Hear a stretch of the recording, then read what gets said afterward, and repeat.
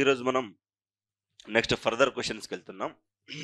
What is INSAT system, applications of INSAT system and communication satellite. ఈ question అని అడగొచ్చు. ఇప్పుడు ఇన్సాట్ అంటేనే మనకి పంపించేది కమ్యూనికేషన్ కోసం. ఇప్పుడు మనకి శాటిలైట్లో రెండే రకాలు ఉంటాయి. ఓకే, మన ఇస్రో పంపించే శాటిలైట్లు రెండే రకాలు. ఒకటి ఐఆర్ఎస్, ఇంకోటేమో ఇన్సాట్.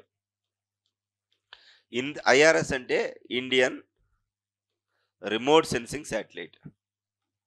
రిమోట్ సెన్సింగ్ శాటిలైట్ అని అర్థం. శాటిలైట్ అని అర్థం. ఇన్సాట్ అంటే ఇండియన్ ఏంటి శాటిలైట్ సిస్టమ్. శాటిలైట్ సిస్టమ్ అని అర్థం. Indian satellite system. ఇక్కడ రిమోట్ సెన్సింగ్ అన్న పదానికి అర్థమైంది. శాటిలైట్ అంటే ఒకదాని చుట్టూ తిరిగేదాన్ని శాటిలైట్ అంటాం. రిమోట్ సెన్సింగ్ అన్న పదానికి అర్థమైంది. Do you know sense? Sense means చూడడం.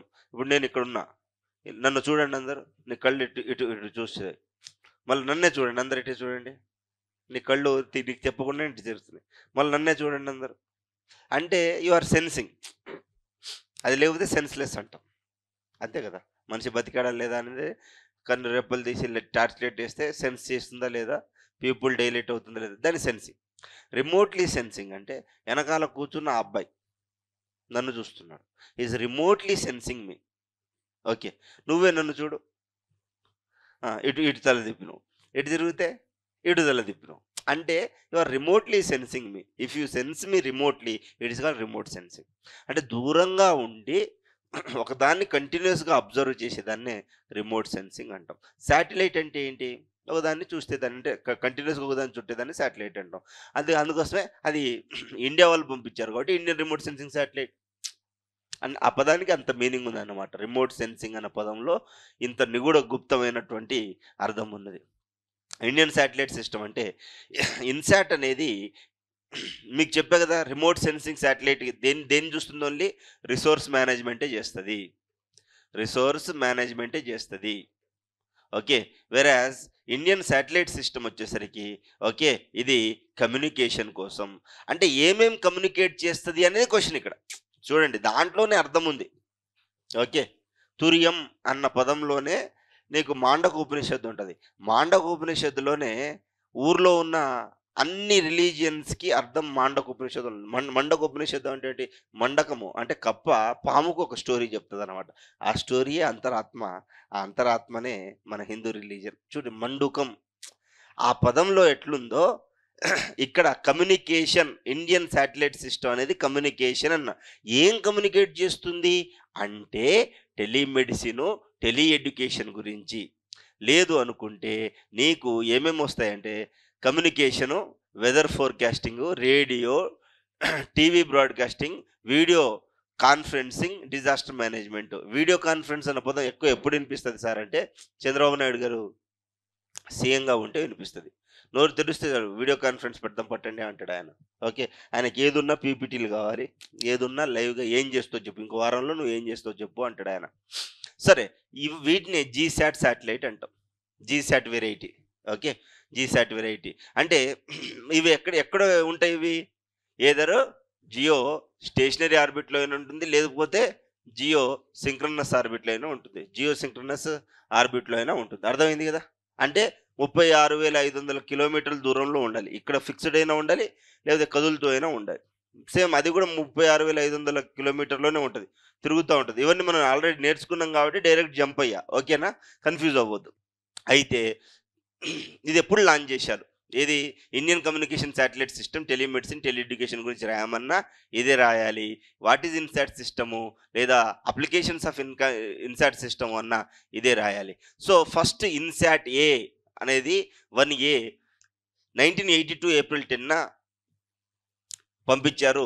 1 ఇయర్లోనే అది ఎక్స్పైర్ అయిపోయింది. దాని తర్వాత ఇన్సాట్ 1Bని లాంచ్ చేసాం. 1983లో లాంచ్ చేసినాం అన్నమాట. ఓకే, ఇది కొన్ని నెలలే ఉంది, కొన్ని మనకి సంవత్సరం ఉందనుకుంటా. దాని తర్వాత అది ఇన్యాక్టివేట్ అయిపోయింది. ఎందుకంటే మనకి అంత ఏమంటారు, అంత సోఫిస్టికేటెడ్ టెక్నాలజీ లేకుంటుండే. సో కరెంట్ శాటిలైట్స్ ఏమేమి ఉన్నాయి సార్ అంటే 11th ఇన్సాట్ ఉంది, లేదా జీసాట్ శాటిలైట్స్ ఉన్నాయన్నమాట. It is in operational. CMS-02 an advanced communication satellite was launched in June 2022. So ఇవి ప్రస్తుతం ఉన్నటువంటి శాటిలైట్స్. నెక్స్ట్ మేనేజ్మెంట్ ఏం చేస్తుంది? Managed by space department. ఏది ఈ యొక్క 11 ఇన్సాట్ లేదా జీసాట్ 2 లేదా CMO2. ఇది Doordarshan, all India radio, that is India meteorological department, tele department, currently operated as CMS. Okay, so ఈ CMS కింద ఈ డిపార్ట్మెంట్స్ అన్నీ ఆపరేషన్లో ఉన్నాయి. నెక్స్ట్ లాంచ్ వెహికల్ ఏంటంటే INSAT satellite launched using GSLV. GSLV అని ఎందుకు మాట్లాడుతున్నాను సార్ అంటే 36,500 కిలోమీటర్లు వెళ్ళాలి అంటే మనకి PSLV తీసుకెళ్ళగలుగుతుందిలే కానీ ఇబ్బంది పడుకుంటూ తీసుకెళ్తుంది. వేరే మన GSLV అయితే తొందరగా తీసుకెళ్తుంది. మనం మాట్లాడేటప్పుడు GSLV గురించి మనం మాట్లాడలేదు. GSLV ఎలా పనిచేస్తుంది సార్ అంటే GSLV ఎలా పనిచేస్తుంది అన్నది చూద్దాం మనం. GSLV ఎలా పనిచేస్తుంది అంటే GSLV 3 స్టేజెస్లోనే ఉంటాయి. 3 స్టేజెస్ ఉంటాయి.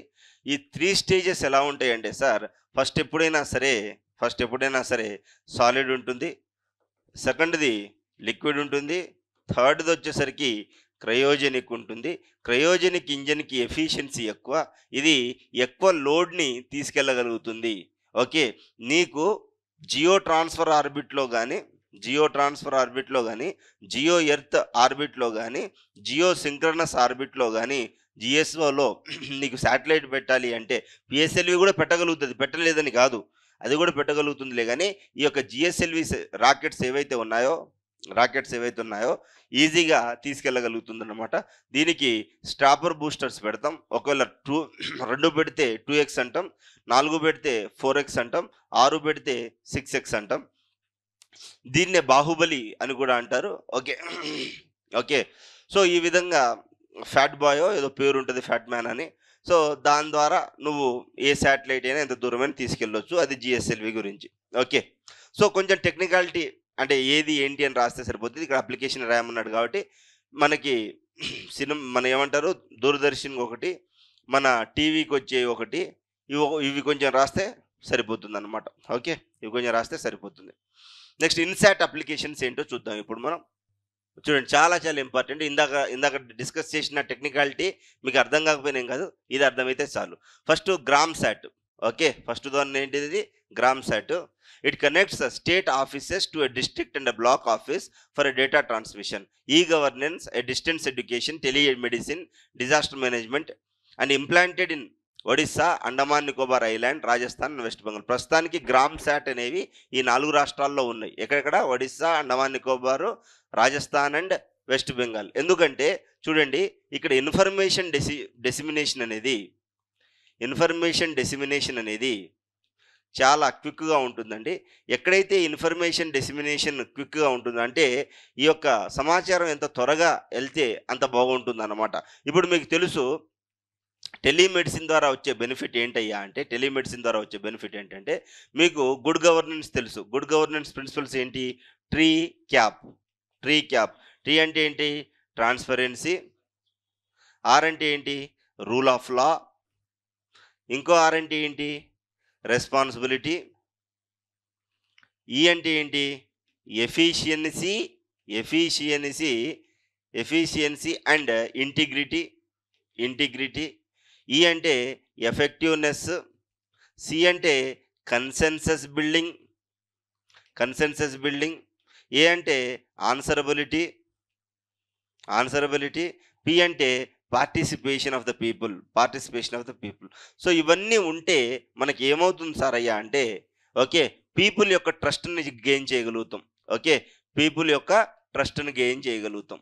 సో మనకి గ్రామసభ రన్ అవ్వాలన్నా ఎస్పెషల్లీ విలేజెస్లో మనకి ఏం కావాలి సార్ అయ్యా అంటే విలేజెస్లో మారుమూల ఉన్న ప్రాంతాల్లో మనకి టెలిమెడిసిన్ కావాలి. టెలి ఎడ్యుకేషన్ చాలా ఇంపార్టెంట్ అనమాట. ఈ టెలిమెడిసిన్ అంటే ఏంటంటే ప్రాక్టో యాప్ ఉందా? ప్రాక్టో యాప్ లాంటి యాప్లు కూడా టెలిమెడిసిన్ కిందకి వస్తాయి. లేదు అనుకుంటే నువ్వు ఒక వ్యాన్ తీసుకెళ్తావు, దీంట్లో స్కానర్ ఉంటుంది, ఇక్కడ యాంటీనా ఉంటుంది, ఇది directly connected to the satellite. ఇక్కడెక్కడో సిటీలో ఉన్న డాక్టర్ దీన్ని చూసి ఇక్కడున్న అతనికి ఇన్ఫర్మేషన్ ఇస్తాడు, దాన్ని ఎలా ట్రీట్ చేయాలి, ఏం ట్రీట్ చేయాలని చెప్పేసి దాన్ని టెలిమెడిసిన్ అంటాము. ఇప్పుడు మనకి మినిస్ట్రీ ఆఫ్ మన హయ్యర్ ఎడ్యుకేషన్స్ ఉంది కదా, మినిస్ట్రీ ఆఫ్ హెచ్ఆర్డి తరపున ఇప్పుడు ప్రస్తుతం ఉన్నటువంటి మనకి ఈ పాఠశాల అనే యాప్ ఉందన్నమాట. ఈ పాఠశాల అనే యాప్ ఉంది. దీంట్లో యూనివర్సిటీ మన దేశంలో ఉన్న అన్ని యూనివర్సిటీల నుంచి best of the best professors దీంట్లో పాఠాలు చెప్తారు. ఈ విధంగా టెలి ఎడ్యుకేషన్ అనేది దొరుకుతుంది మనకి. అర్థమవుతుంది నేనేం మాట్లాడుతున్నాను? చాలా చాలా గ్రేట్ ఇనిషియేటివ్ ఇది. అంటే ఏంటి, బ్రెయిన్ డ్రెయిన్ అవ్వకుండా, లేదు ఉన్న టాలెంట్ ఒకటే చోట పూల్ అవ్వకుండా వాడేది టెలి ఎడ్యుకేషన్. అర్థమవుతుందా? మీరు ఆన్సర్ రాసేటప్పుడు కూడా ఈ మాదిరిగా రాస్తే ఎక్కువ మార్కులు వచ్చే పాసిబిలిటీ ఉంటుంది. ఓకే, సరే. అయితే చూడండి, ఎలాంటి రాష్ట్రాల్లో ఉందంట ఇది. ఈ గవర్నెన్స్ ఎవరెవరికి కనెక్ట్ అయి ఉందంట? డిస్ట్రిక్ట్, మండల్ లెవెల్, విలేజ్ లెవెల్లో కనెక్ట్ అయి ఉంది. దేర్ బై ఇన్ఫర్మేషన్ అనేది డిసిమినేషన్ చాలా ఈజీగా అయిపోతుంది. ఓకే, ఈ రాష్ట్రాలు గుర్తుంచుకోండి, చాలా ఇంపార్టెంట్. ఎగ్జామ్లో రాయాలి. Telemedicine provides medical services via satellite communication including telecommunication and training. Initiated in 2001, it serves the remote areas which with mobile units, connects to the super specialty hospital, includes the services like ophthalmology, diabetic screening and disaster responses. Okay, disaster responses తీసేయండి. So telemedicine అంటే దూరంగా ఉండి చూసేది. Okay, అంటే medicine మనం treat చేస్తాము. ఎలా treat చేస్తామంటే వ్యాన్ ఉంటుంది, ఇందాక మనం మాట్లాడినట్టుగా. ఈ యొక్క ఆప్థాలజీ డిపార్ట్మెంట్ వాళ్ళు అది రేడియాలజీ నుంచి చూస్తారు కాబట్టి, అంటే ఆ స్క్రీనింగ్ మొత్తం చూస్తారు కాబట్టి, ఇక్కడ ఇన్ఫర్మేషన్ డైరెక్ట్ శాటిలైట్కి వెళ్ళిపోతుంది. ఆ శాటిలైట్ నుంచి సూపర్ స్పెషాలిటీ హాస్పిటల్కి వెళ్తుంది. దేర్ బై వీళ్ళకి ఇన్ఫర్మేషన్ వెళ్తుంది. అక్కడున్న టెక్నీషియన్తో అక్కడ ట్రీట్మెంట్ అనేది చేయిస్తారు. ఈ విధంగా చేయిస్తే దాన్ని మనం ఏమంటున్నాం సరే అంటే టెలిమెడిసిన్ అంటున్నాం. ఇందాక మనం మాట్లాడుకుంది ఏంటి, రూరల్ అడ్మినిస్ట్రేషన్ ఏ విధంగా జరగాలి అనేది. రూరల్ అడ్మినిస్ట్రేషన్ ఏ విధంగా జరగాలి.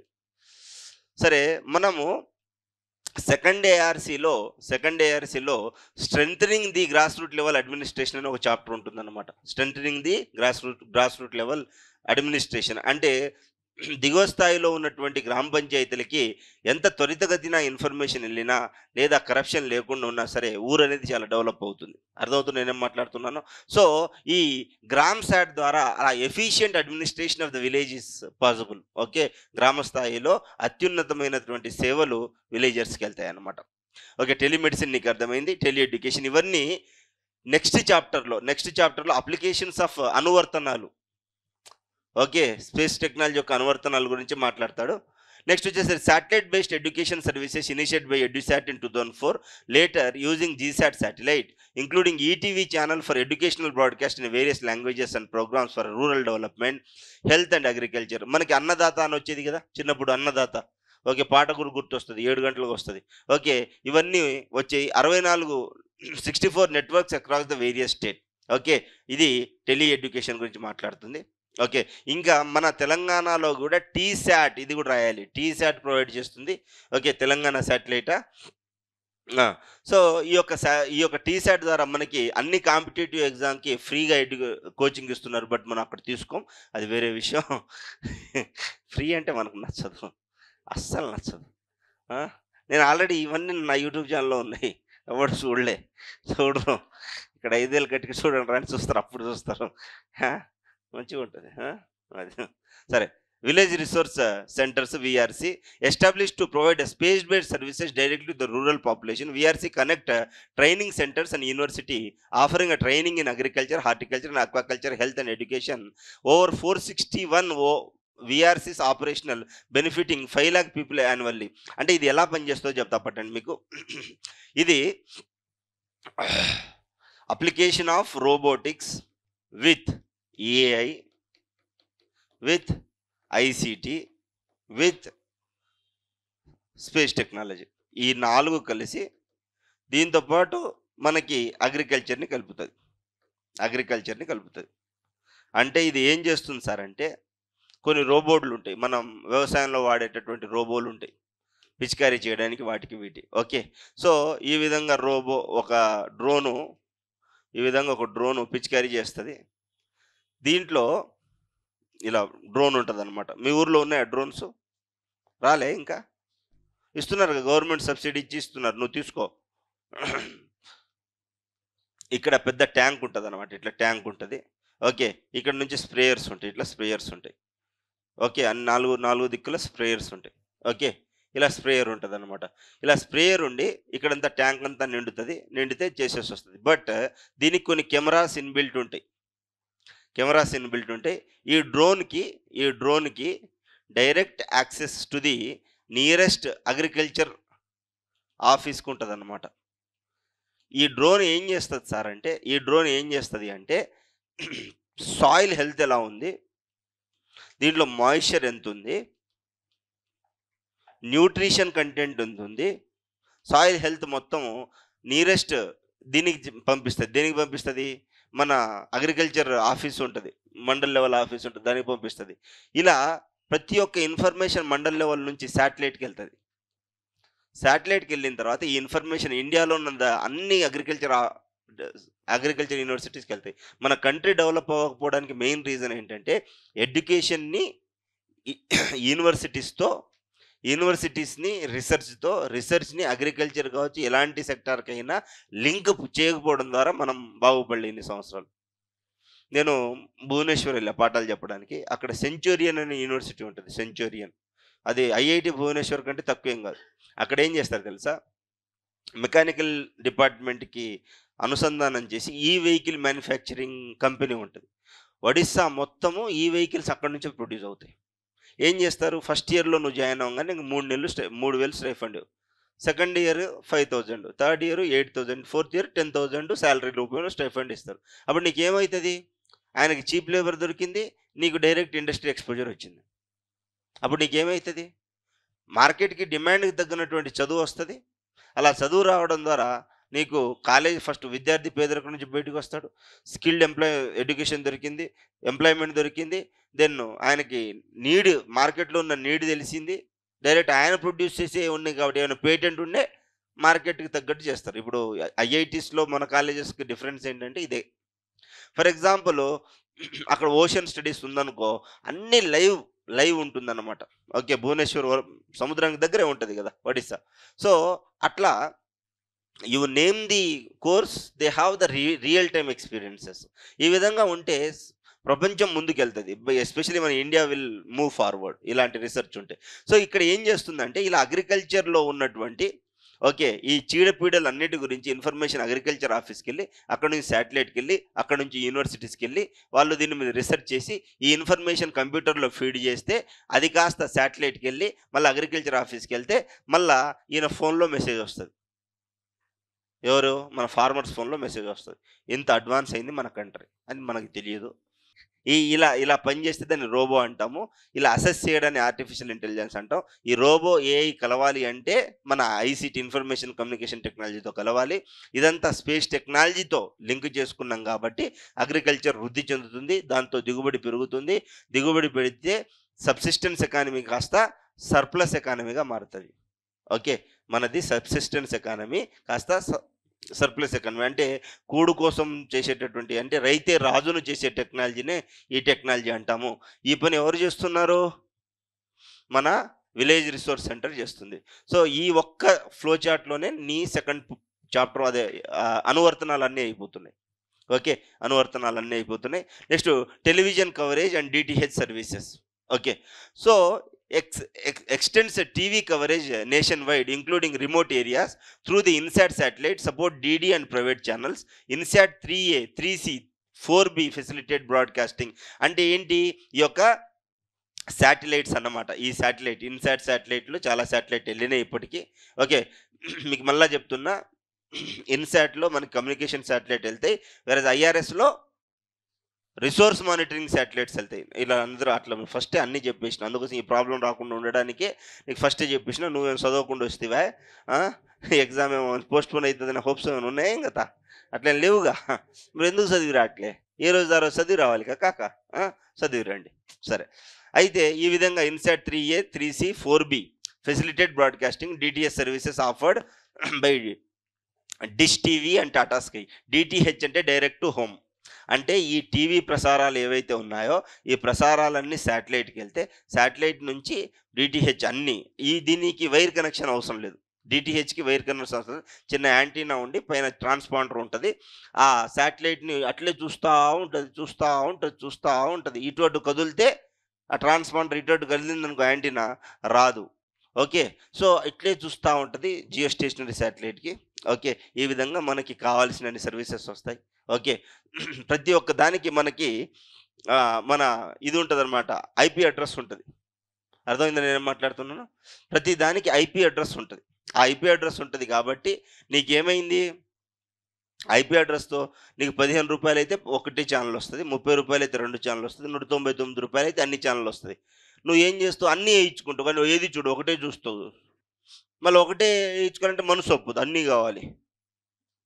ఏదో 2 సిమ్‌లు ఉంటాయి. జియో ఉంటది, ఎయిర్‌టెల్ ఉంటది. అది కావాలి, ఇది కావాలి. బట్ ఎయిర్‌టెల్‌తో ఎప్పుడు ఔట్ గోయింగ్ ఉండదు. ఓన్లీ ఇన్‌కమింగే. అలా అని జియో పడేస్తావా? జియో పడేవు. అది కావాలి, ఇది కావాలి. అట్లా. ఓకే. సో, ఈ విధంగా అనమాట. Next mobile satellite services provides emergency communication services when other networks fail using the satellite terminals. Mobile satellite services అంటాం. ఇది ఎస్పెషల్లీ ఎవరికంటే మిలిటరీ వాళ్ళకి వీళ్ళకి పనిచేస్తుంది. మనకేం పని చేయదు. Next telecommunication terminals over 620 terminals establish for the landline and mobile communications. Okay. So, ఇది ఎస్పెషల్లీ ల్యాండ్‌లైన్‌ల కోసం. ఇది మనకు కూడా అవసరం లేదు. ఓకే. ఇది యూఎస్ వాళ్ళకి, మనకు కాదు. Weather information. మెట్‌శాట్ చాలా చాలా ఇంపార్టెంట్ అండి. మెట్‌శాట్ అంటే మెట్రలాజికల్ శాటిలైట్‌ని మెట్‌శాట్ అంటాం. ఓషన్ స్టడీ శాటిలైట్‌ని ఓషనోశాట్ అంటాం. కార్టోగ్రఫీ చేస్తే కార్టోశాట్ అంటాం. కార్టోగ్రఫీ అంటే mapping. Okay. Mapping. Okay. So, Metsat INSAT 3D satellite gathers meteorological data including cloud formation, sea surface temperature, solar radiation. అంటే మేఘాలు ఎలా తయారవుతున్నాయి, మన సముద్రం యొక్క ఉపరితల ఆహ్, ఉష్ణోగ్రత ఎంతుంది, దాంతోపాటు సోలార్ రేడియేషన్ ఎంతుంది, సూర్యుడి నుంచి వచ్చే తాపం ఎంతుందనేది చూస్తాం. Advance metrological processing system by the ISRO, made up of the ISRO. So, ఇవన్నీ అడ్వాన్స్ టెక్నాలజీస్ అన్నీ ఇస్రో ద్వారా వస్తుంది. సో, ఇవన్నీ మీరు రాసుకోవాలి. ఈ యొక్క మెట్‌శాట్ 1, ఇన్‌శాట్ 3D అని చెప్పేసి రాసుకోండి. అవి కొంచెం బట్టి బట్టలు ఎవడేం చేయలేడు దానికి. దాన్ని ఉన్న ప్రిన్సిపల్ చెప్పేసి ఆల్రెడీ 2, 3 రోజులు నీకు ప్రిన్సిపలే చెప్పా. ఎందుకు చెప్పానంటే ఇదంతా నీకు ఇబ్బంది కాకుండా. ఏదున్నా సరే నువ్వు ఒకటే చూడాలి. ఆ శాటిలైట్ పేరు గుర్తుంచుకో. అది చూస్తది, నీకు ఇస్తది. అంతే, దాని పని అంతే. అది చూస్తది, నీకు ఇస్తది. ఈ 2 తెలిస్తే చాలు, స్పేస్ టెక్నాలజీ అయిపోయినట్టే. ఓకే. దాని తర్వాత disaster management using the uses of the satellite data for forecasting. Forecasting అంటే ముందే ఎర్త్‌క్వేక్ వస్తుందని చెప్తదనమాట. Managing disaster like cyclones, floods, earthquakes, droughts include disaster managements. Okay. ఈ యొక్క డిజాస్టర్ మేనేజ్మెంట్‌లో ఏమేమి చూడొస్తుంది? ఏది డిజాస్టర్ అయినా చూస్తది. ఈవెన్ మనకి లోకస్ట్ మిడతలొచ్చినాయి గదా! ఆ మిడతలొచ్చేయి గూడా మనకి ఎవరు ఇన్ఫర్మేషన్ ఇచ్చారంటే, ఈ యొక్క స్పేసే ఇచ్చిందనమాట. ఎవరిచ్చారు? మన శాటిలైటు. అప్పుడు మనం ఏం జేశాం? మనం ఏం జేసినాం? ఈ మిడతలన్నీ వస్తుంటే, మన డీఆర్‌డీఓ వోళ్ళు, మన యొక్క డిఫెన్స్ వాళ్ళు విమానాలు దాని పైన పంపించి పెట్రోల్ బాంబులేసి తగలబెట్టినాం దాన్ని. అందుకోసం మిడతల నుంచి మనము కాపాడుకోగలిగినాం. 'బందోబస్తు' మూవీ చూసారా అందరూ? 'బందోబస్తు' మూవీ. మన సూర్యాది చూడలే? మిడతల్ని హైబ్రిడైజేషన్ చేసి ఆర్‌డీఎన్ఏ టెక్నాలజీ ద్వారా తయారు చేసి అవన్నీ పంపిస్తారు చూసారా? ఇవి సహారా ఎడారిలో పెరుగుతాయన్నమాట. సహారా ఎడారిలో పెరిగి అవి దానికి గ్రీనరీ కనిపిస్తే చాలు, ఏ చెట్టు పుట్ట అని చూడు అంతా తిని పడేస్తది. దాని మీద ఎవరి మీద వాలితే వాళ్ళు బుగ్గే. అలాంటి దాని నుంచి మనం ఎట్లా గలిగామంటే మన స్పేస్ టెక్నాలజీ ద్వారా కాపాడుకోగలం. ఇవన్నీ ప్రీవియస్ ఇయర్ క్వెషన్స్ అండి, అలా చూడొద్దు. ఓకే. ఇవన్నీ ప్రీవియస్ ఇయర్ క్వెషన్స్. ఏబీపీఎస్సీలో గాని, టీఎస్‌పీఎస్సీలో అడిగింది. ఈ విధంగా క్వెషన్‌ని ఇన్‌శాట్ అప్లికేషన్. ఓకే. ఈ కూతంతా రాస్తే చాలు నువ్వు. To the point. సోది సొల్లు ఏం లేదు. To the point. ఇండివిడ్యువల్‌గా ఒక్కొక్కటి ఒక్కొక్క క్వెషన్ ఇది. ఇండివిడ్యువల్‌గా ఒక్కొక్కటి ఒక్కొక్క క్వెషన్ ఇది. ఓకే.